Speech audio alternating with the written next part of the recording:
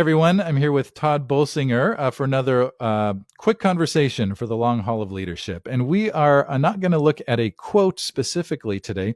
We're actually going to talk about an article that Thom Rainer, church researcher, posted a month or so ago in December, I think it was.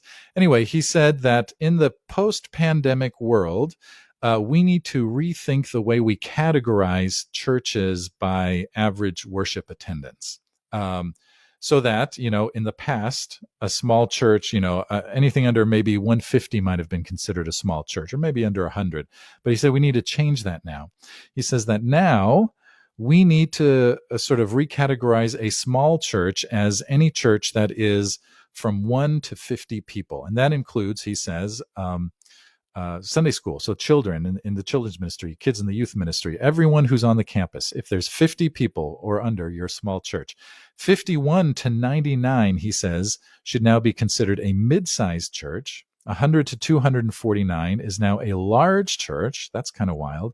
And then 250 and above is now a very large church. These are just his way. This is his way of breaking it down. But okay, so let me turn to you, Todd. What do you think about this? This is pretty fascinating.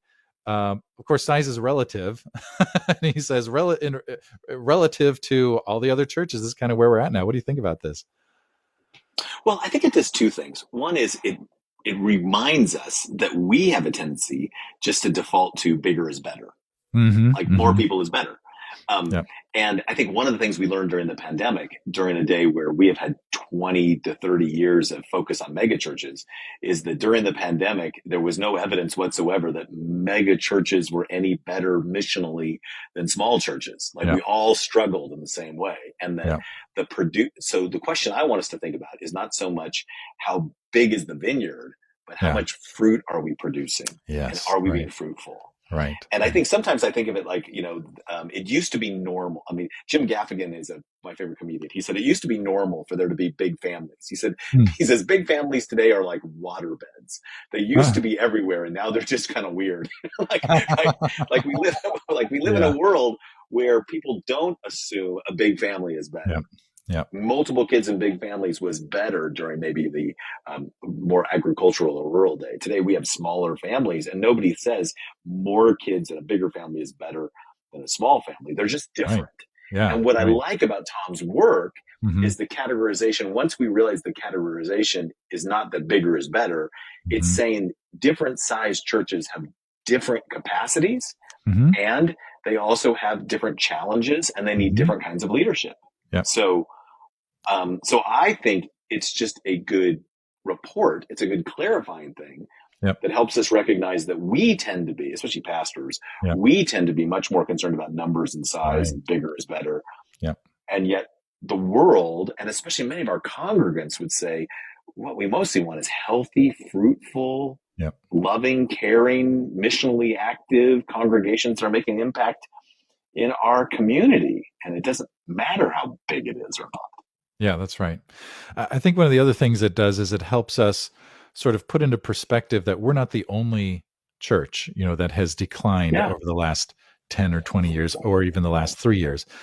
Right. We're in it together with all the other bodies of Christ, at least here in the West. We're in the same sort of situation. I always try to tell people when they start to get discouraged, hey, every church is declining, and I mean, with a few exceptions, and that's okay, right? Because we're not called to be big.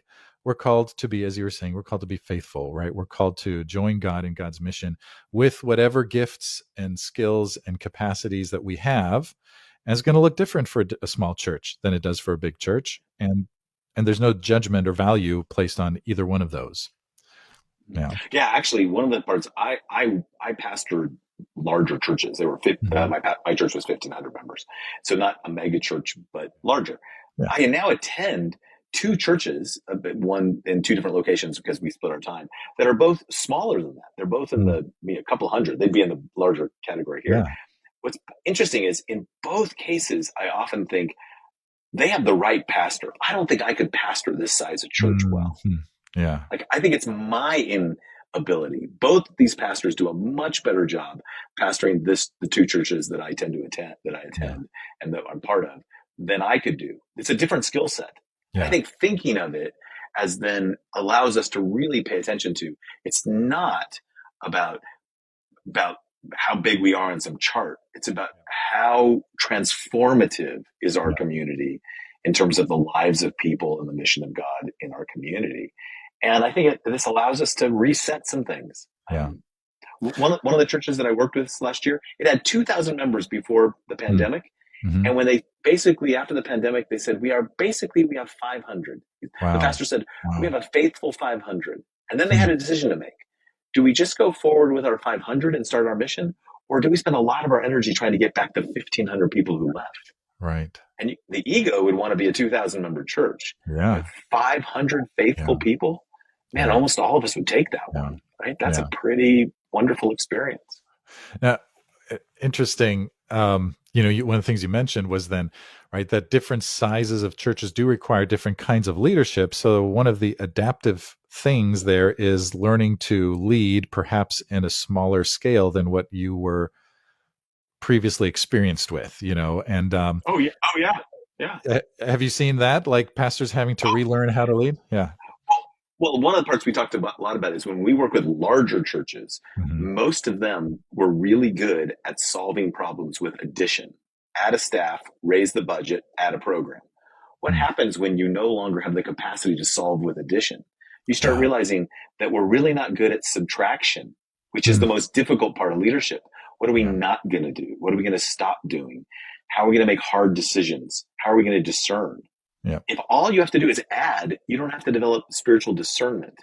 So some of us who have the capacity to mobilize lots of people and big teams might actually have a lot to learn from the pastor of the smaller church that has to always be asking, so what then, God, do you want us to do? Discernment comes out of that. So it's a really good moment for us to rethink the whole notion of what does it mean to be blessed? What does it mean to be fruitful? What does it mean to be faithful in a changing world?